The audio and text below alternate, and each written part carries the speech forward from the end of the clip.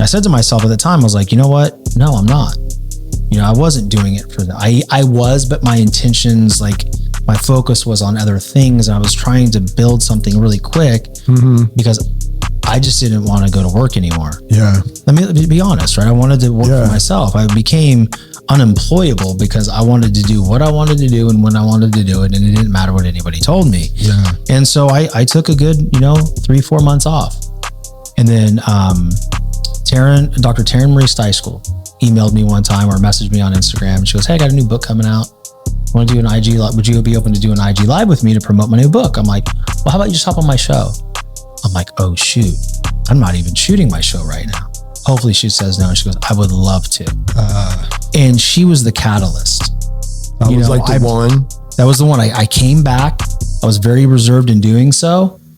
And from that point on, we haven't missed a week.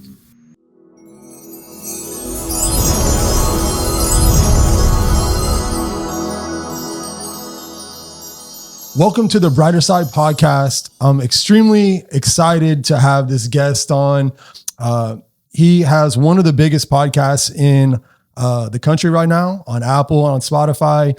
He's becoming sort of like a local, legend to me because he's where I want to get someday with the podcast. But I want to welcome, we're going to get into it today. I want to welcome none other than Shawn French. He has a podcast called The Determined Society and it's popping off. So welcome to the Brighter Side, man. Oh, man, thank you so much for having me, man. I love what you're doing. And I admire the fact that you are starting from ground zero, just like I did, and really putting love and enthusiasm into building your show, man. It's awesome. I'm grateful to be here, buddy. Yeah. We're getting to know each other just a little bit here.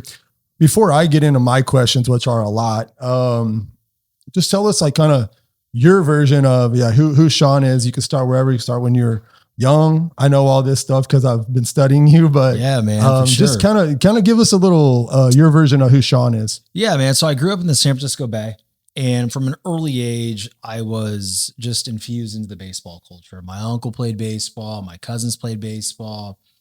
And I can just remember being at the baseball field my whole life. And once I got to the age where I could play, that was the obvious choice. And for me, it taught me to dream really, really early in my life. Like I just wanted to be like my uncle. I wanted to go play college baseball. Then my uncle signed a free agent deal with the Montreal Expos. That tells you how long ago it was because there's no Expos anymore. Right. In fact, I remember vividly because it was one of the happiest moments I had for my uncle, but also one of the hardest times in my life because, he was a big brother. He was a father figure to me, and he went to spring training, and I was missing a big part of my life. But that was in third grade for me. So, for me, growing up, I always shot for, I want to be the best. My goal was to play in the major leagues, and there was no backup plan. And so early on, you learn once you hit like 11 or 12, baseball becomes a little different.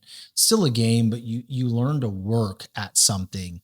You learn to work at what really matters. And that is those small things every single day, right? Hitting off the tee, working on your throwing motion, doing some dry drills and hitting off the tee some more, and finding out what really works to get you to a point where you can perform well, and then sticking with it, even when you're being extraordinary on the diamond. Yeah. It kind of spilled over into everything. And I'm going to give you the Reader's Digest version because like, I don't want to bore everybody, but my whole life, man, like once I got up to high school around 1997, I started feeling the first taste of real adversity, man. I had a ton of talent, but I was soft, overweight, and I wasn't getting a lot of looks. And right before my senior year, I actually, it was the day before tryouts.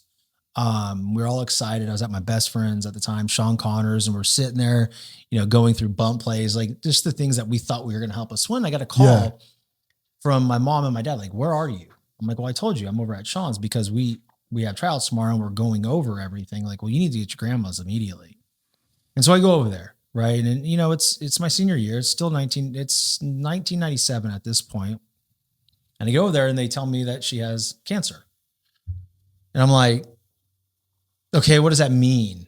Like what kind of cancer? Like what is this? Like, well, it's pancreatic cancer. And I'm like, well, and at the time, brother, I didn't know what the hell that meant. You know, now it's like, pretty much a death sentence. Like it scares the hell out of me. Right. So, you know, I watched her battle my whole senior year. She made it to one game, and I did hit a grand slam that game. Nice. It was the last at bat my grandma ever saw. Oh, wow. And it makes me emotional just thinking about it. But, you know, so I dealt with that. So in August of 1997, August 6th to be exact, my grandma passed away. I was going right into my first year at college. And I played backup that year at Los Medanos College in Pittsburgh, California. And I was still overweight. And I finished the year. I was a role player. I was the backup. I caught one guy. I was like, you know how Greg Maddux had his own catcher, right? Yeah, yeah. I was that guy for Kyle Turner, and he was a draft pick. And first game I ever caught in college, he threw a perfect game. It was amazing, right? So I was thrown into the fire. There was a lot of pressure, and you know, we came through it and we did well. Yeah. After that season, I got in really good shape. I worked all summer to get lean and to, you know, be the best performer that I could be. Mm-hmm. And I got a lot of attention and, you know, started getting some offers. And then one day I felt an extreme amount of pain in every time I lifted my left arm to catch a ball in the bullpen or whatever. Then it got worse and worse. And I thought I had a pulled muscle, but I wasn't going to say anything, right? Because you don't tell you. Yeah. Back then, dude, you just play through it. You play through it. Like it's next up, right? Now I think athletes get hurt too often because it's like anytime they feel uncomfortable, it's like, all right, well, this is time. I can take some time off. I don't know if I want to do the work right now, right? Because it hurts. So long story short, it got so bad, I started getting fevers up to 103. So I went into the emergency room and it was a blood clot. Ooh. And so I was out for the whole year. Wow, I didn't know that. The whole year.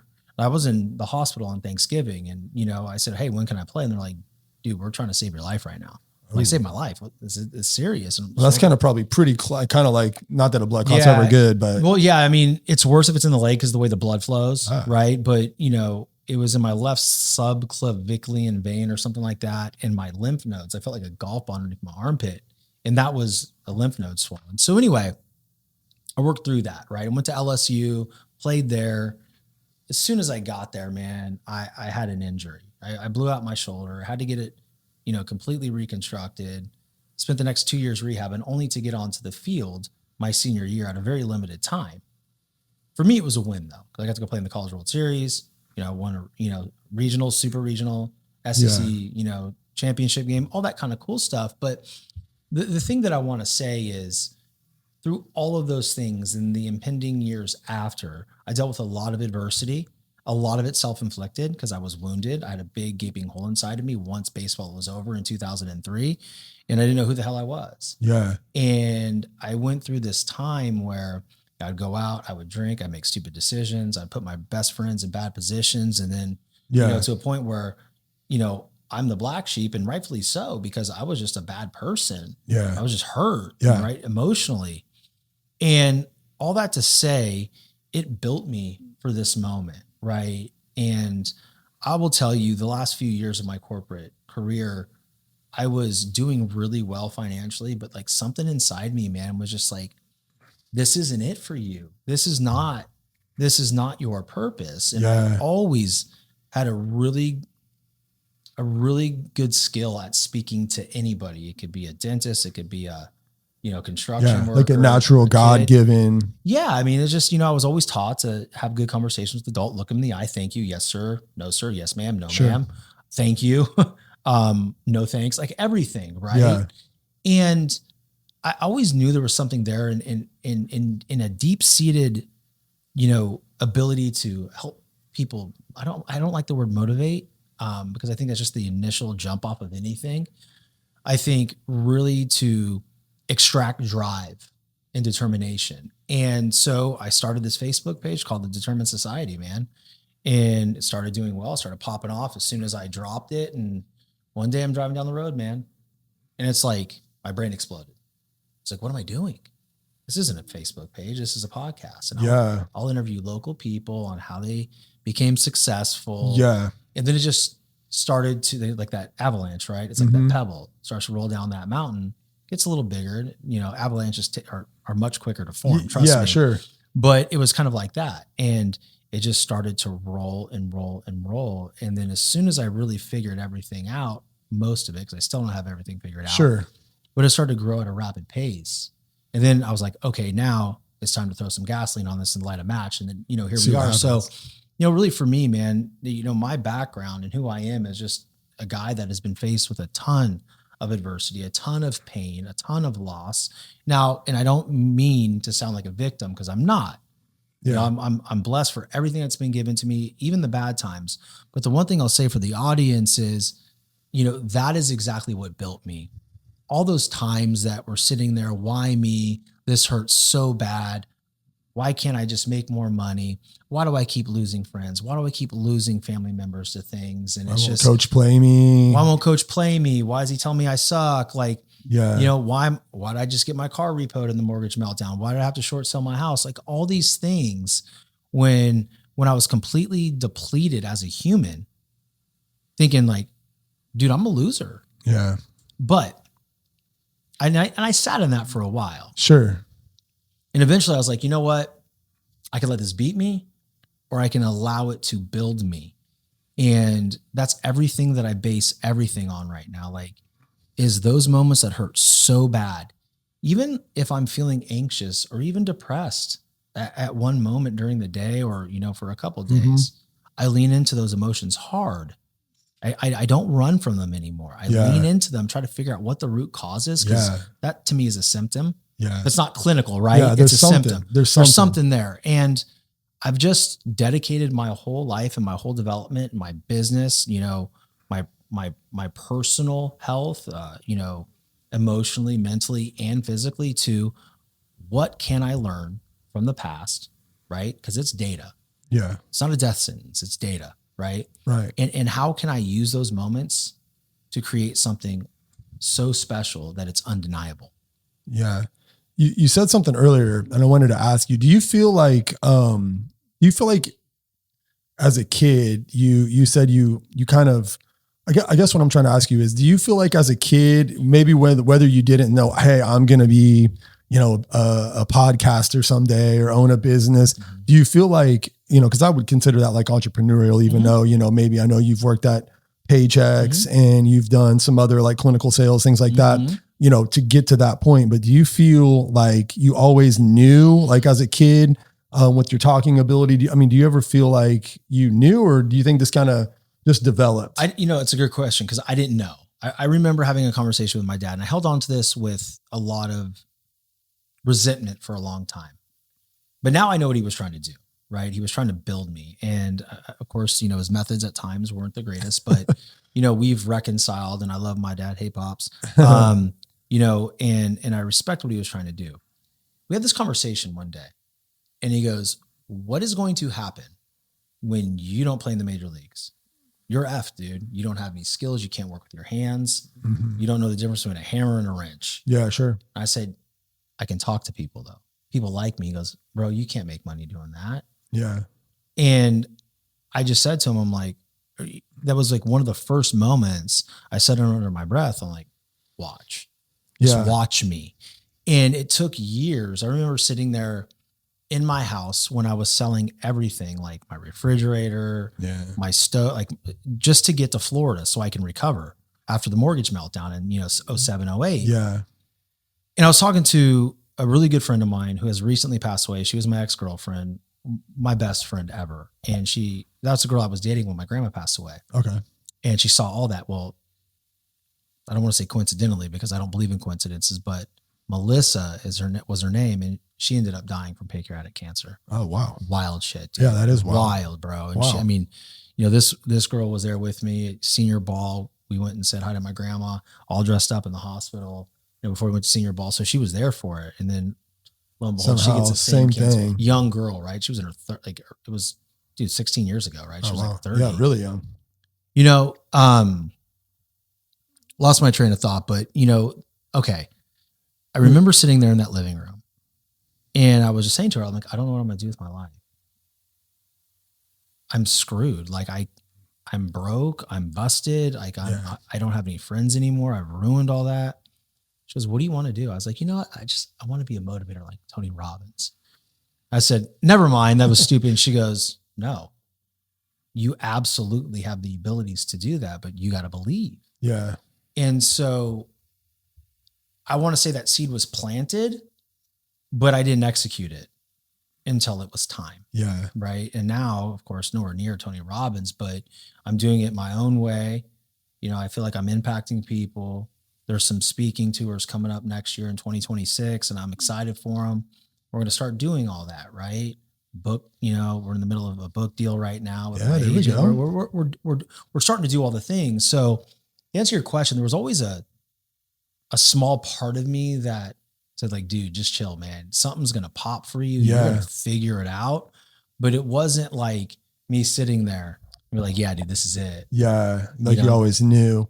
Yeah. I think sometimes like when you bring in like, you know, I know we haven't talked a lot about faith or whatever, but you know, like with mine, like, you know, sometimes like the answer sometimes, whether we want it, whether you're, you know, you're praying or whatever, sometimes the answer is no, sometimes the answer is not yet. And we don't like that because it's like our timing. Yeah. But I can even think about like my own self, like now that I own a business and whatever and whatnot, similar, I think, paths, you know, it's sort of, you know, without going into me too much, but like, I always like, I can look back at it now, I'm like, oh my gosh, like I always was like an entrepreneur, even as a kid. I just didn't like, I didn't like know, hey, you're going to like do this. And I was like, you know, go through a lot of different trials to get to the point where then it's kind of like all of a sudden the bell goes off and you're sort of like, okay. Like, man, if I would have gotten that, like at that point, like I couldn't have handled it. It'll be almost like if you go from no money to like all of a sudden your wrist, like, you know, like you don't know how to handle those things. And it's like, you got to get through it. And you were talking about earlier, kind of being in a valley and like peaks and valleys.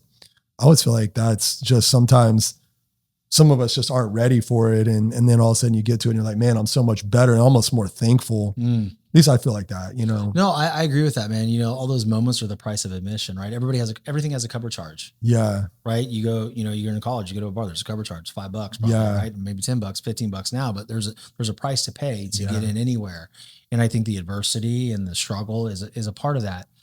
When you started to talk about, you just shook a memory up for me. Okay. And I want to tell it to you and your audience as far as, did I always want to be an entrepreneur? No, but I can look back, and this is probably every kid though. I think every kid has that thing where they want to make money. Yeah. Right. And they want to create something. Right. Yeah. So I remember going door to door in my grandparents' neighborhood selling popsicles. Yeah. I was going to make them. Yeah. And they said, how are you going to, well, what's your popsicle like? I was like, well, I'm going to put them in ice trays and it's going to be Kool-Aid. I'm going to put a toothpick there. What flavor do you want? Yeah. What flavor? I can make anything you want. You want grape? You got fruit punch? Like what is it you want? And so, you know, they would pay me and I would go make the little popsicles. Yeah. Right. And then I would take them. I mean, I remember those. They're ice cubes, bro. Yeah. I mean, you know, it was ice cubes of Kool-Aid and they probably went in and threw them away. Yeah. But it was in my grandma's neighborhood and they just wanted to support me. So I, you know, in their minds were like, wow, this kid is going door to door trying to sell popsicles right now that he's going to make, you know, like, so yeah, I think every kid has that. Cause you go down. Yeah. Mowing yards, you go washing cars, you go down any street corner. We came out the other day, yesterday from my nephew's graduation party and come out and there's this 3 kids with a lemonade stand in the middle of Whiskey Creek, dude, just posted up. So I think at the very base level, I think every kid sees that like, hey, I can really create something and sell it and make my own money on my own terms. And then somewhere along the lines, you know, society or even parents or teachers say like, hey, that's not what you do.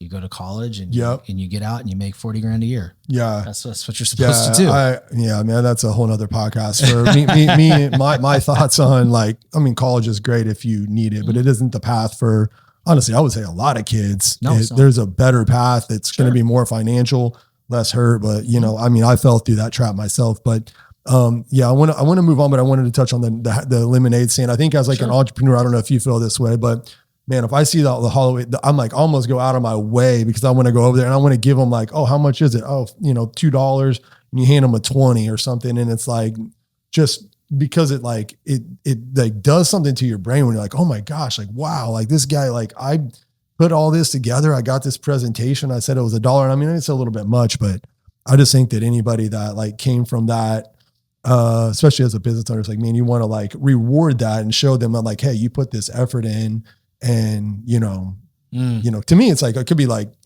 another sale, like Yeah. you don't always know, like if whatever you're selling, all of a sudden somebody may take the biggest package. You don't think they're going to, because they're used to everybody taking the lowest or the middle. Then all of a sudden they're like, oh, I'll take and you're like, huh? What? Like, dude, that's so funny you say that, because I will overpay at a lemonade stand or something for kids on one condition. I tell them, I said, what's your goal today? How much money you want to make?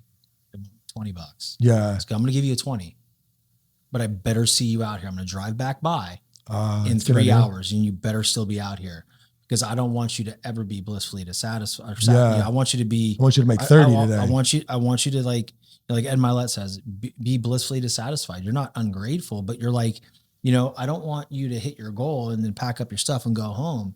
Like, I want you to learn that when you hit your goal, right, no matter what it is, and this is kind of how I live my life. It took us until November to hit 1 million downloads last year. We did it by April this year. Wow. Okay, next. Yeah, right. It's like there's another summit to climb to. And so I want kids and people to realize that once you hit something, you can celebrate it. But I celebrate by going to the next thing. Yeah, yeah. That's actually going to dive into one of the questions I was going to ask you, Sure. which you already answered it. But okay, so you are doing you're working at Paychecks, and you're one of the top in the Mm-hmm. company with sales, but you're just feeling like this isn't it, man. This isn't what I was made to do. When do you start? You start the Determined Society podcast. Do you quit your job and start, or are you doing this kind of part-time? How, like, kind of take me through that journey of getting going. Okay. So it was a very slow fade, right? So at my time at Paychecks, it wasn't a thing. Like, there was no Determined Society Facebook page. There was no Determined Society anything. My only focus was, at the time, was like, I felt I needed to leave Paychecks, right?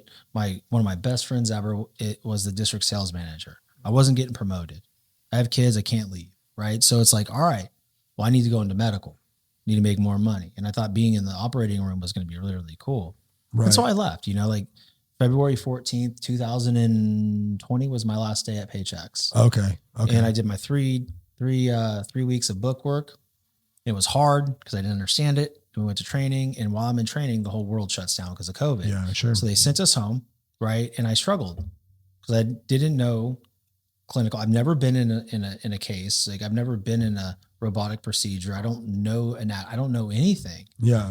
And I struggled that year to figure it out. And then eventually what happened is I ended up getting chairman's breakfast for that year, which means, quota achievement, which in a really hard environment. Then the next year I was, I think, maybe 10 or 15 in the company. And that was kind of the year that I started building the show, right? It was right around in COVID. I a little bit after I did the Facebook page, and our first show launched, I think it was February 27th, 2021. And I did it for a good, until 2024.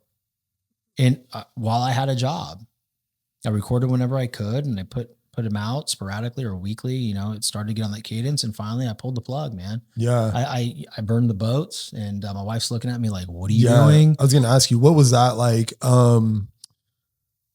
Were you making money at that time, or were you just like, if I'm going to make money, like, I just believe this, I believe in me, here we go. And where you, yeah, I think the most money I made was at ConMed, right? My job right after Paychecks. Then I took a couple other jobs after that, and, probably left a little bit prematurely, but my personal brand started growing to a point where it started catching attention. Yeah. And my regional sales manager's like, hey, you have too many followers on your Instagram. How much time are you? I'm like, what is that? Where's that in the HR handbook that I was like, that's weird. That's dumb. So I started to feel like they thought you were like not like putting in the time that you needed. Meanwhile, I sold $500,000 in capital that year. Yeah. Like, I was clearly working, right? Sure. That just doesn't come. No. Disposables can come because if they're using your product, you don't have to work for that. But if you're selling capital, it's $30,000 to $40,000 a pop. So you have to work at it. So I started feeling really, I guess, under a microscope. So I left, went to another job, didn't like it, didn't like working from home. Then went to another one. I don't know, probably 2000 and 23 in the middle of the year at Zoll Medical is in the cardio space. And dude, I hated it. Yeah. I hate it. It was miserable. It was a massive pay cut. And, I looked at my wife, and the end of 2023, I go, I can't do this anymore. So I have the payroll company on the side, right? I own a payroll company, and so, hey, it's going to pay me for a little bit. I'm out. And 2024 was the hardest freaking year ever. Wow.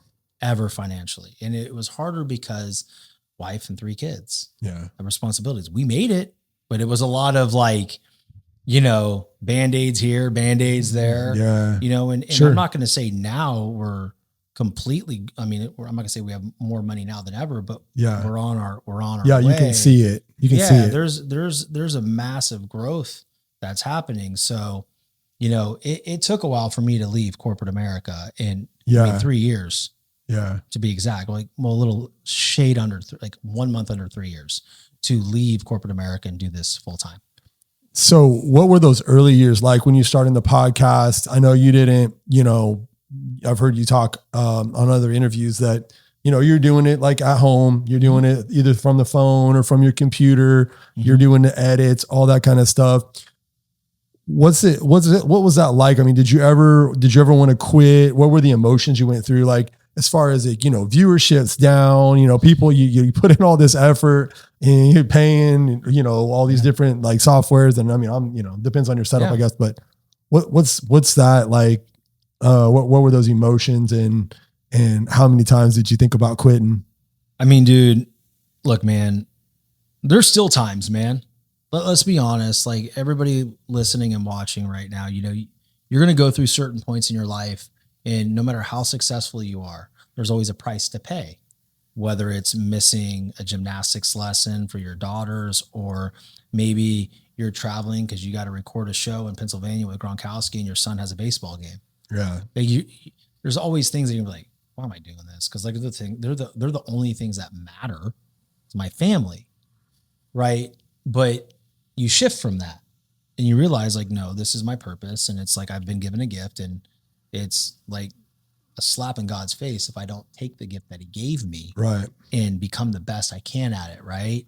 But those early years, man, there was a lot of that. I remember the first show that I ever recorded was in my den from my iPhone, nervous as hell. Mm-hmm. Start out the show. I go, hey, this is the first one. I don't know if anybody's gonna listen. I hope you do. If you do, I hope you like it. Yeah. And it was so stupid. Yeah, and, sure. From that point on, it was shot in my car. I had a VW Atlas at the time, and I would have some thoughts or some downloads when I was working out. And then I would get out of the gym and I'd go to the Anchor app and I would just put it on and I would record. And it was sporadic, right? It wasn't it was not on a cadence like it is now. Like every Monday and Friday I drop a show. Yeah. Yeah. It wasn't really like consistent. that. There'd be a couple weeks where I didn't drop one. Sure. But eventually I learned that I could drop Zoom videos into Anchor. So I was like, oh, well then I'll just start interviewing my friends or people, that I'm in this networking thing with, and I'll drop shows.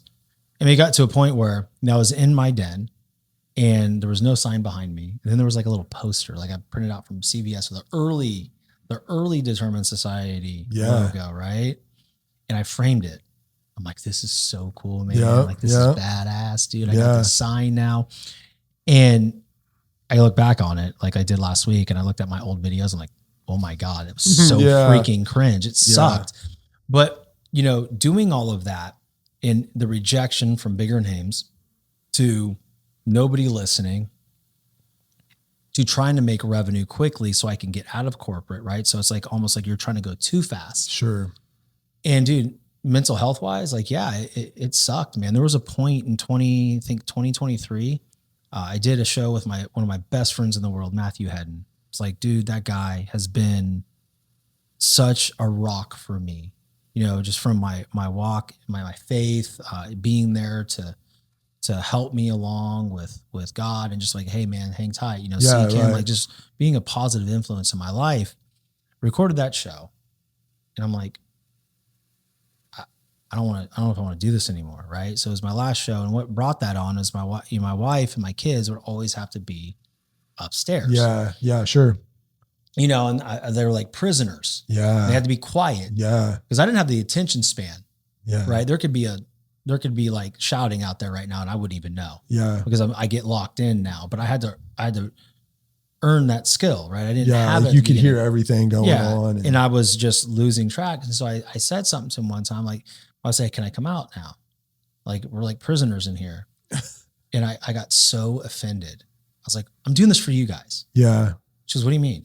She goes, well, I'm doing this for you. I'm building something. I'm doing this. It's going to be big one day. I'm doing it for you. And she goes, I have a question for you. She goes, you don't have to answer me. I want you to answer it yourself. She goes, are you? Yeah. And I lost my shit. Yeah. I mean, it was not a good moment for me. Yeah. Right? Straight up. Yeah. Still a moment I regret. Yeah, sure.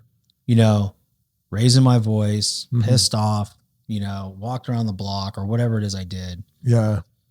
And I said to myself at the time, I was like, you know what? No, I'm not.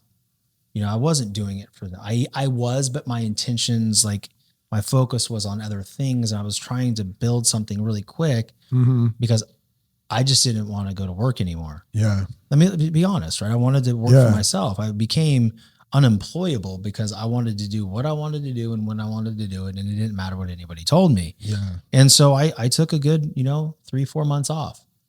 And then Dr. Taryn Marie Steischel emailed me one time or messaged me on Instagram. She goes, hey, I got a new book coming out. I want to do an IG live. Would you be open to do an IG live with me to promote my new book? I'm like, well, how about you just hop on my show? I'm like, oh, shoot. I'm not even shooting my show right now. Hopefully she says no. And she goes, I would love to. And she was the catalyst. That was like the one. That was the one. I came back. I was very reserved in doing so. And from that point on, we haven't missed a week, and it's just grown tremendously. So the answer, yes, I absolutely quit at one time. I was, it's okay for people to take a beat, man, to, come up for air. And that's kind of what I was doing. I knew eventually I would get back into it, but I think a lot of it too was fear. It's like, I just can't keep being invisible, man. Yeah. I can't keep just shooting the show. And I was getting decent guests. I was getting like the Ryan Stewmans, the Bedros Keuilians, like Gia McCool, like Brandon Burns, like, Jason Redman, former Navy SEAL, like motivational speaker. Like I was getting good guests, but it just wasn't hitting yet. Yeah. That was what I was going to ask you. Was there one like particular guest that, maybe when you're starting out, I don't know, like with socials and stuff, it seems like, I think they call it like, for TikTok, for example, it's like 200 view jail or something where it's like, every video you put out, good or bad, it's like you always get like 150 to maybe 300. And then you have all this, and then all of a sudden like, boom, like, whoa, this one like really jumped up. Was there a guest or was it like just consistency and it went from 300 views to 500 views to, 1,000? Like, what was that journey like? It was just gradual, man. It wasn't like, and that's the one thing that people do get really, I guess, fixated on is like, hey, just get that one guest. Yeah. This is going to change everything. Right. It's going to blow up. I'm going to get thousands and thousands of downloads. People are going to listen to it. They're going to share it. My Instagram's going to pop. Don't work like that, man. Don't work like that. And so for me, my honest feedback, my honest answer is like, dude, it was just me coming back more and more and more, showing my face, like understanding what I'm good at, what I'm not good at, executing the interviews and continuing to put them out. And eventually the top blew off. Right now, I think, when we're talking about Instagram, I think, minimum is like, I don't know, like 150,000 views right now, which is not a million.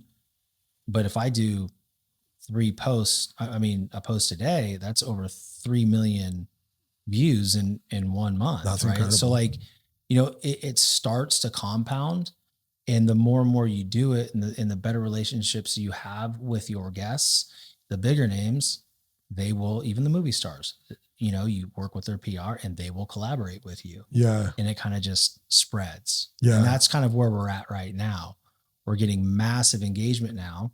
We've had most recently Steve Williams, Tiger Woods' caddy for 13 years. That was a great episode. Bro, that thing went, thank you. That thing went nuts. Yeah. And once that hit, we were getting like, I don't know, like 20,000 like listens a day. We've doubled that.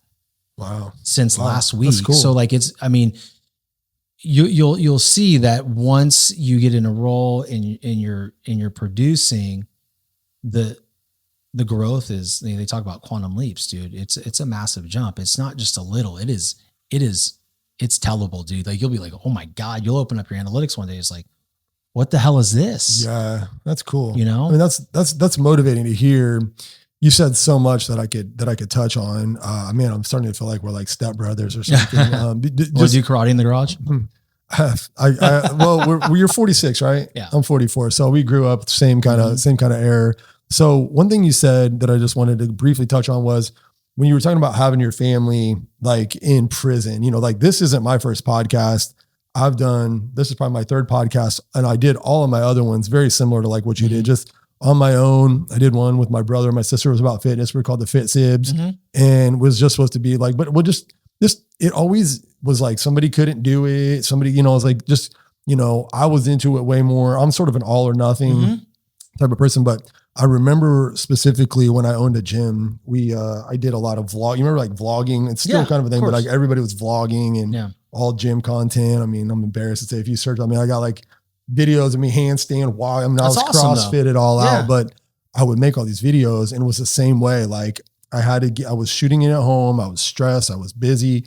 And I was like, I'd tell my kids to go do this and go do that. Like I literally know. And my wife basically said the same thing. Exactly. Just like, man, like you're so angry. You get so angry. And it's like, you're not even angry. You just want to get it done and get it out. And then you go through all that effort, and it's like, yeah, your family's paying the price. And you're like, oh, cool. I got 50 views. Was that really worth like pissing my wife off and, you know, my kids and like all this other time? And it's like, you know, so that was one thing you said that was really interesting to me, because I can resonate with that. And then with the podcast, I think that's maybe a question that I have as a podcaster, but I think, you know, there's a lot of people probably want to know the same thing. Like, when do you feel like you're going to be, what am I trying to say? Like,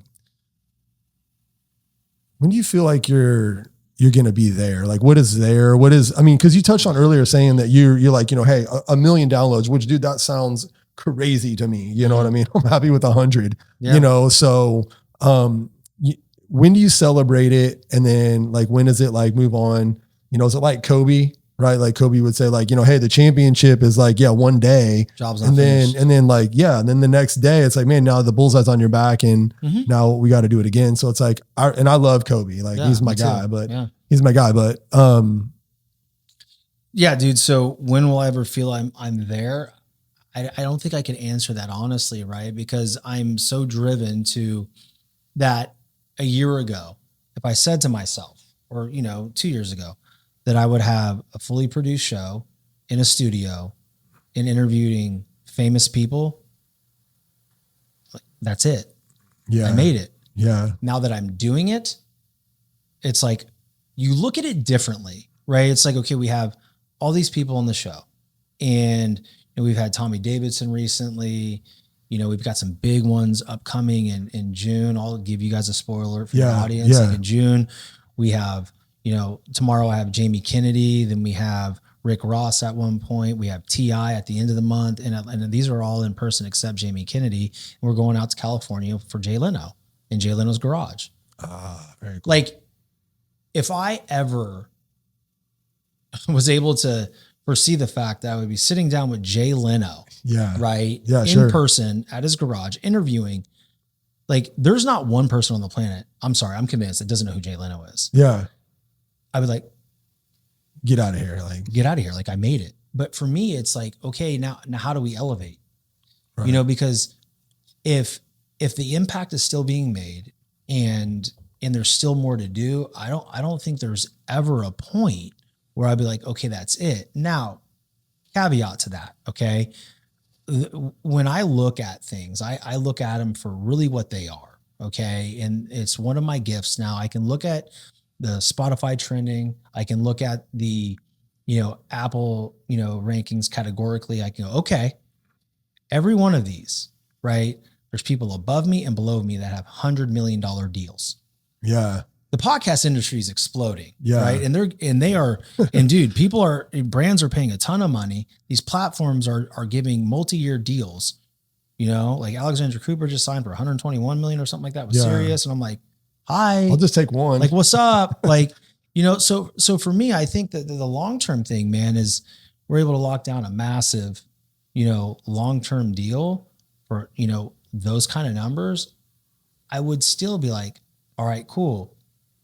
What's next? Yeah. Right. Like, we're going to keep doing this, right? Because there's going to be a time. I'm 46. Yeah. I can probably do this till I'm 56, maybe 58 before people are like, I don't want to look at him on camera anymore. He's old. Yeah. But I don't know. Jay Leno's still doing it. Yeah. So, I mean, I will do this for as long as possible. As long as you allow. But spinoffs, right? Like, helping somebody else do it. Like, I just don't think I'll ever be done, man, because the moment you lose purpose, right? Yeah, sure. And that's when people get sick. That's when people get depressed because they're not moving towards anything. Yeah. So I don't think I'll ever.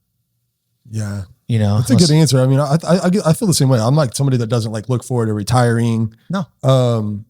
Maybe it looks different, but it isn't something that I want to, I don't look forward to just like sitting. I mean, we live in an area where people, they live their life somewhere else, thinking they're going to retire in paradise. And then they get here and they're not living their best life. You know what I mean? They're hobbling down the beach. I mean, obviously not everybody, but so, I mean, I've seen that firsthand. So I wanted to, that sparks one more question. Then I want to move on to some fitness stuff. I want to ask you about your fitness. Yeah,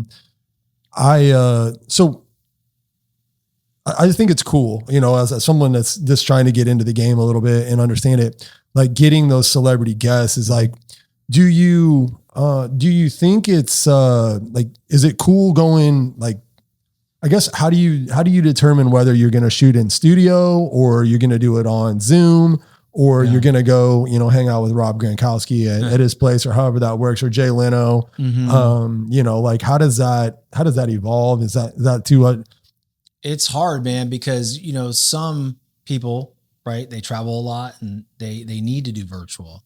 I think for me, I went from all virtual to in person, solely in person. Is that their place or your place? No, I mean, my place. And then even, up until March, I was all in person from June of last year. Like every episode I did, I was like, I'm not doing another virtual show. Yeah. And then it was like, we shifted. I have more of a team now, right? I have, someone helping me elevate the brand, right? As far as guest profiles and everything like that. And she was like, you're going to have to go virtual for a while. We're going to build that up. And then soon you're going to be able to get people to fly out to Naples, Florida. Because right now you're not going to get these stars to fly out to Naples, Florida. And right now you need to have these big impactful interviews with people that people really care about, right? Yeah. I mean, stories are great. All right. But when we're able to have the same types of conversations on the Determined Society with high profile people, it brings another dimension to those celebrities and people really respect that. Yeah. And so, when I'm connected from my publicist to another publicist about a certain guest, I said, hey, is there an in-person opportunity? There's an in-person opportunity. I'm going to do it. Right. Yeah. And I kind of base things around a certain event, right? Into June, I'm going to be in Atlanta. And I'm going to a baseball game with my partner and another partner that we just signed on. And we're going to a Braves game. I'm doing some interviews with local TV there that I got set up with. And I'm like, hey, I need an in-person. I need someone big. I need a banger. And we got T.I. Yeah, nice. Right. And then that representation said, hey, I also have Rick Ross. You can go to Miami in his private airport hangar and you can go do it there. Okay, cool. And then we reached out to Jay Leno's people. Yeah, we'd love to. What are you thinking about doing it? Hey, I'd love to do it at the garage. Yeah. Great.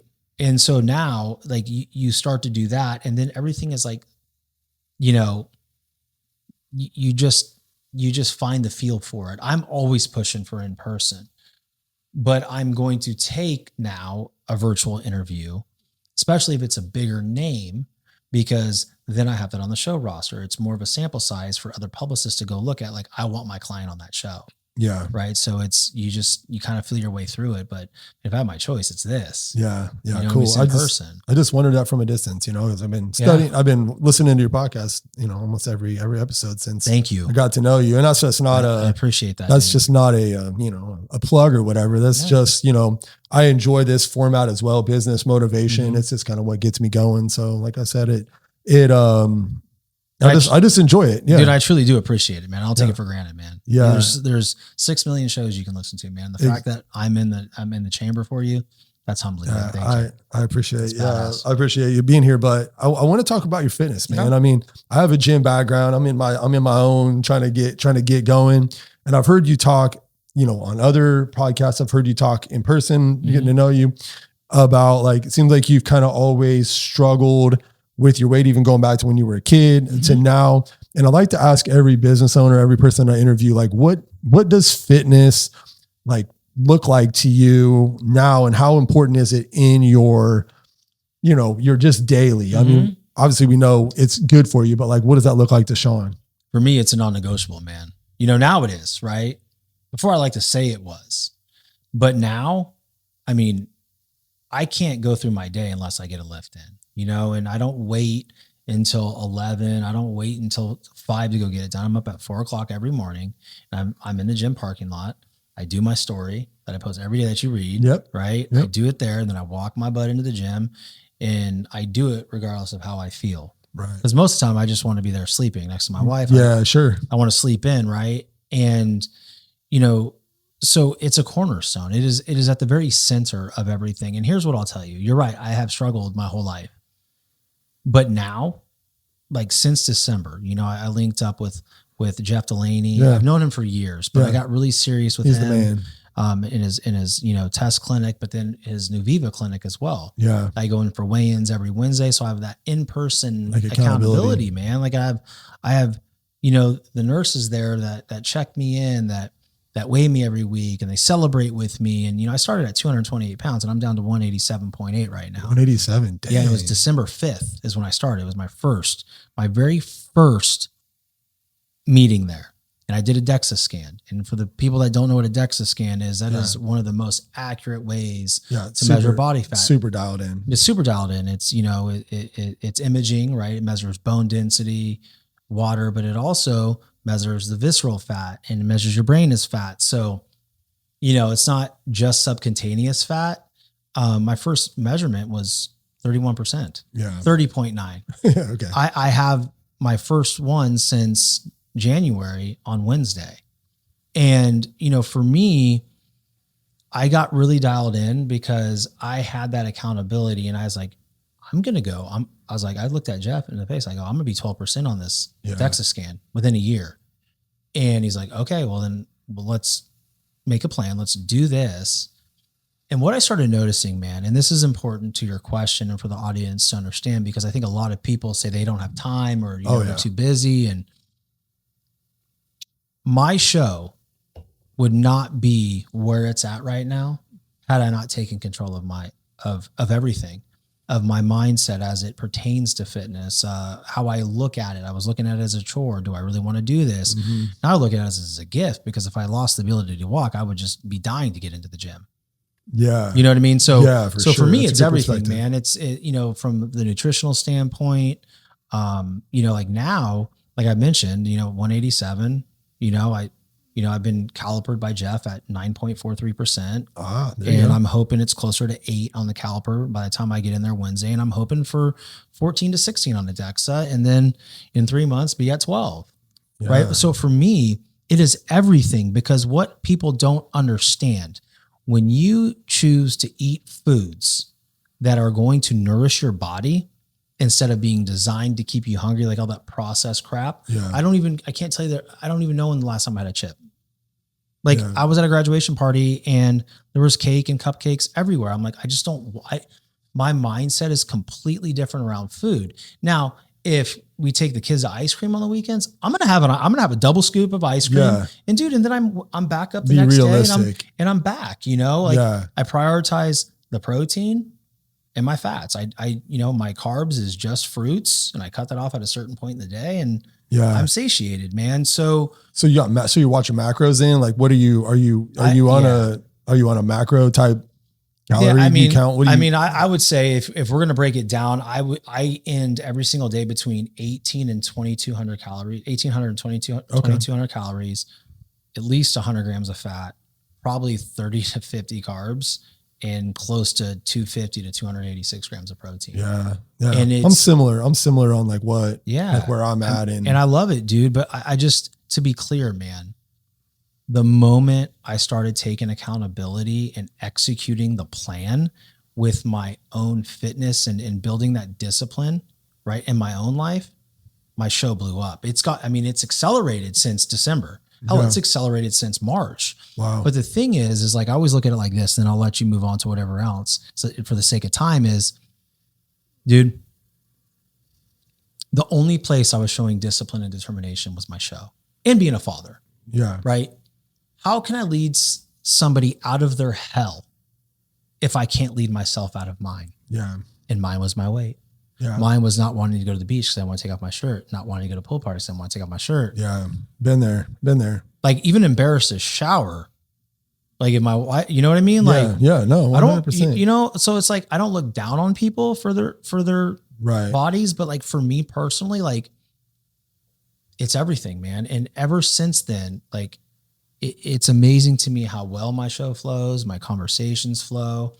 I always seem to find the right response because everything about me is aligned. Yeah, that's great. I'm really happy for you. I had no idea that you were like, you had lost that much weight. Yeah. I struggle with a lot of the same things. This year for me, I was like 2025 is the year I fix it all. I've always kind of like, I've been a trainer. I felt people lose 100 pounds. Like, I've helped hundreds of people lose weight, but it's like, I call it the trainer trap. It's like, you kind of like, when I get to a certain point, I can die. I know what to do. Yeah. And it's like, man, before you know it, you're 205. And like, I had to like hire a trainer for accountability myself. And I got braces this year and I was like, I look like an idiot, but you don't, it's like this year I'm like, dude, I'm fixing it all. I'm so tired of talking about it and trying to improve all this stuff. And then, like you said, like, I'm not living it out. I'm like a fraud, and like, and even to your point of like looking at yourself in the mirror, it's like, being overweight is all relative. Mm-hmm. There's people that look at you or look at me and I'm like, oh my gosh, if I could just get to where they're at,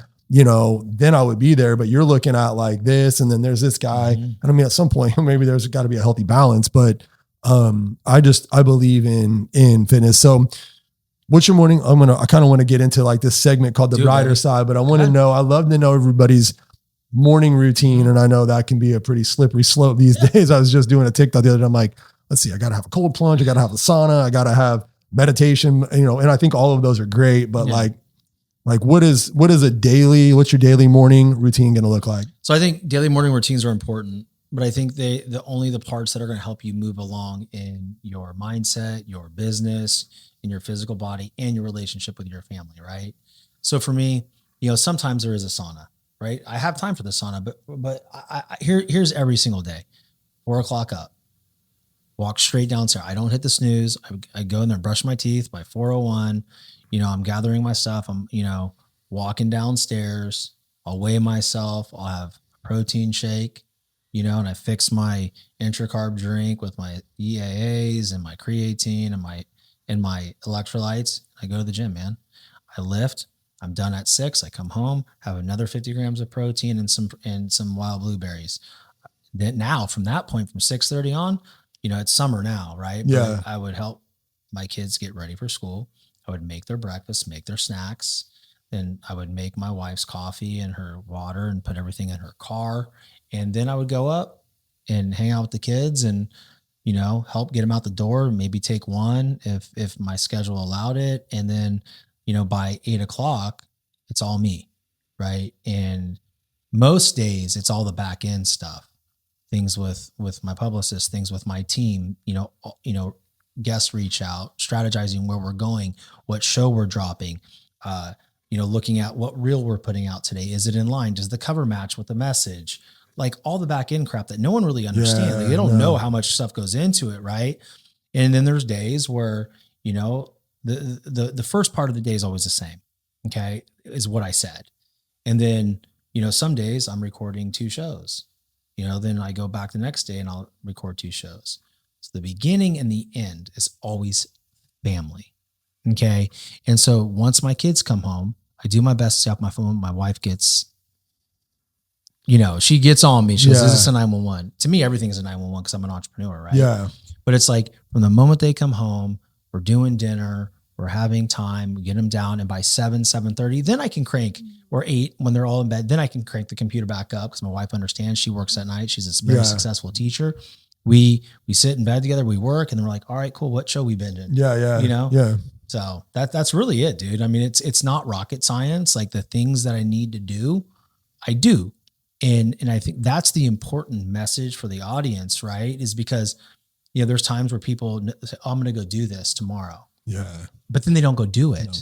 So they lie to themselves, and now they don't get the results. Now they're frustrated, then they quit. It's like, dude, you're not doing the work. You're not executing what you said you were going to do. Yeah. So, whatever the plan is, man, I run the play. Yeah. Where does Shawn French see himself in 1 year? Man, that's so hard, dude. I know it is. That's why I said 1 instead of 10. It's so hard. Obviously doing the same thing. I believe in a year we'll have our own setup. We'll have our own building. We'll have, a massive studio. And, I do see myself within a year interviewing all the major players in the industry, right? As far as whether they're an athlete, an actor, government, whatever it is, I see this show as being a cornerstone as where people go to understand, okay, this is grit, determination, resilience, and focus and clarity. And I need to listen to this show, and we're going to be a big mouthpiece for the globe. And, hopefully, the other thing I see in a year is I do see a deal coming. I do see, I feel like our initial deal coming within probably 3 to 6 months, dude. I really feel it's coming. I hope that happens for you. I hope so too, man. But, outside of that, man, I just see everything continuing the same and, just elevating a little bit. But I see myself doing exactly what I want to do, being one of the best on the planet. And I say that humbly, and that's what I'm shooting for. I'm not saying I am now. Yeah, sure. I'm saying I'm trending there. And I'm saying there's some people that have been compared to that I think are light years ahead of me. Right. But it's an honor. And if I can just get close to how good Joe Rogan is, then watch out. Yeah, right. that's saying something. He's like He's the GOAT. He's the GOAT, man. He, without him, we're not doing it's not this. A thing. Yeah, it's not a thing. This isn't a thing. So, that's really, my goal is to be 12 months closer to the person that God created me to be. And that is the best way I can say it. Oh, that's great. That's great. So, last question. Mm-hmm. What does Shawn French say to himself, to a younger self, to a younger audience, somebody watching? What would you tell yourself? It's so funny because that answer to that question can change pretty consistently, right? And just depending on the perspective that you have and the paradigm you're in now. But this is what I would say to myself. Just go with your intuition, man. Like really, if I'm sitting in front of the younger Shawn, it's just like, man, don't listen to the noise. You know what you're capable of. Do the work. Stop looking at the scoreboard and do your best to fall in love with the small moments, right? Like really, truly find the gift in the struggle. Yeah. Find the gift in the adversity, because all too often we want to look so far ahead when really, they call the present the present for a reason. It's a gift, man. Yeah. Like no matter what you're going through. So I would just tell myself like, hey dude, keep doing what you're doing, work hard, just know that things are going to end up the way we're supposed to, and listen to your wife more. I mean, dude. Oh yeah. She told me a long time ago when I was complaining about, we don't have capital, we can't do this. She goes, keep being yourself. It'll come. Yeah. I'm like, that's not the way it works. Great and advice, then wow.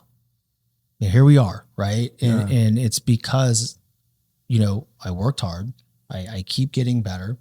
We keep elevating the standard. Right. And it's starting to come a little bit. So I would just, hey man, chill out, Yeah. That it can be that simple work. Sometimes. Yeah. Man. Do the work. Don't look for ways out. There's no shortcuts. Go the hard route. I would say like based off what you're saying, the determined society and kind of just listening to you, man, like I think you've embodied like exactly what it means to be, determined, Mm-hmm. You know what I mean? Like determined and, your whole up until this point, you talked about just being down and then up and then down and then up. And then just constantly, even with your fitness, with everything, just staying in the grind. And it's that word consistency is such a, unfun word that none of us like. It ain't sexy, man. It's monotonous. It is, I think that is embodied, exactly what you have and what was relevant with your show. So, first of all, thank you. Where can everybody give them a sneak peek? You said, you talked about earlier, where can they find you? What do you want them to know? Where do they find Shawn French? And, give them a little sneak peek on what you got coming up in these next couple months. Yeah, absolutely, man. So you can find me on Instagram at the Shawn French, SHAWN, and The Determined Society. The Determined Society on Spotify and Apple and YouTube. Just Google The Determined Society. It'll tell you everything that you need to know. But if you do show up on the Instagram, say what's up. I want to know where you heard about me. And feel free to interact. Cory had mentioned to me, he wasn't sure if I was going to ever respond. I do read my messages. He does. I go into my request box, and as long as it's a relatively rational and appropriate ask, I'm all in. But we got some really cool things coming up. We've built out some amazing guests. They're in the past, so go binge the old ones. Anywhere from Tommy Davidson to Rob Gronkowski to Gil Desert, who built the Porsche Towers, to Steve Williams, who was Tiger Woods' caddy for 13 years, to that big run that Tiger had. Yeah. But coming up, right, we've got Rick Ross, we have Jamie Kennedy, we have T.I., we have Jay Leno, and we're really, I feel, just getting started. So my goal is to always bring high-level conversations with substance to you guys, no matter who is on the show. So hope you tune in and enjoy. All right. Well, I do want to end with saying thank you. I want to thank you to our sponsors, Paradise Lights. If you're looking for some luxury lighting, some landscape lighting, some Christmas lighting, hit them up at paradiselightsfl.com. And I want to say thank you guys for watching the Brighter Side podcast. Thank you so much, my man, for appreciate you, Cory, just giving me a shot and a chance and some great advice. And go follow Shawn at the Determined Society, and we'll see you guys on the next one.